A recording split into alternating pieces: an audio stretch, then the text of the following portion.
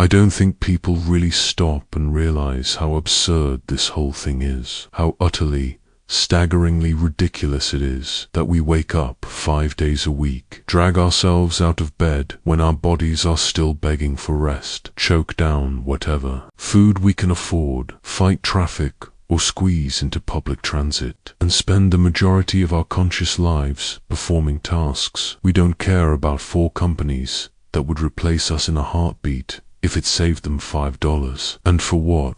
A paycheck that barely covers rent, food, and whatever overpriced distractions keep us from collapsing under the weight of it all. We trade away the best years of our lives, the majority of our time, our creativity, our energy, just to survive in a system that was rigged against us before we were even born. And we pretend it's normal. We pretend it makes sense. We pretend it's life. The 9-to-5 grind, the 40-hour work week, the Monday to Friday cycle of exhaustion and numbness, followed by a brief, insufficient weekend where we desperately try to recapture some sense of freedom before it all starts over again. It's a cruel joke that nobody's laughing at because everyone's too busy trying to pay their bills. It's not even just about the work itself. It's about what it represents, the way your time, your literal finite existence, is measured in hours sold to the highest bidder, the way your worth is calculated by how much profit you can generate for someone else, the way your personal value is tied to your productivity, your output, your ability to endure misery without complaint. You get a job, not because it fulfills you, not because it contributes meaningfully to the world, but because, if you don't, you can't afford to exist. Rent prices climb while wages stagnate. Groceries cost more than they ever have. Healthcare is a luxury. Retirement is a myth. And through it all, you're expected to smile, to be grateful, to participate in meaningless office banter, to pretend you're part of some corporate family that would let you starve if it protected the quarterly earnings report. And what's worse is that we know it. Deep down, every single person grinding away in some cubicle, warehouse, call center, or retail hellscape knows this isn't how life is supposed to be, that this constant, unrelenting stress isn't natural, that waking up dreading the next 10 hours of your existence isn't normal. But we do it anyway because what choice is there? We're told to dream big when we're kids, to believe we can be anything. Astronauts,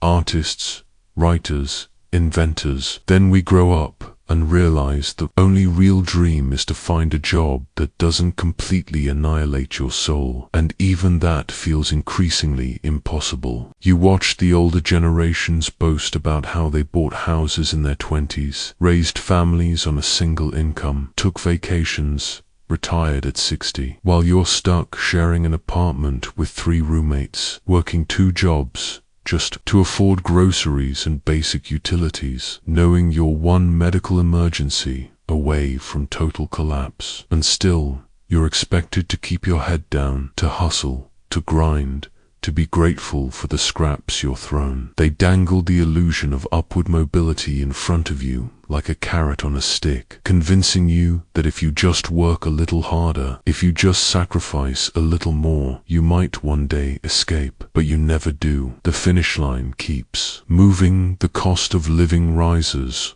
while your paycheck stays the same. Inflation devours your savings. The economy crashes, and the billionaires get richer, while you're told to tighten your belt, to accept less, to be resilient. And what do we get in return for all this sacrifice? A handful of fleeting weekends, a few hours of exhausted television watching, the occasional overpriced drink with friends you barely have time to see anymore, and maybe a short vacation every few years if you're lucky enough to get approved for the time off. A lifetime of labor in exchange for temporary distractions and the hope you'll be able to retire before your body gives out. And we normalize it. We celebrate the grind. We turn overwork into a badge of honor. We mock those who can't keep up, who break down under the pressure, who refuse to play the game. Mental health campaigns tell you to take care of yourself, while your job demands unpaid overtime. Corporate initiatives preach work-life balance, while your schedule erases your weekends. It's a lie layered on top of another lie, and the whole thing is so deeply ingrained into our culture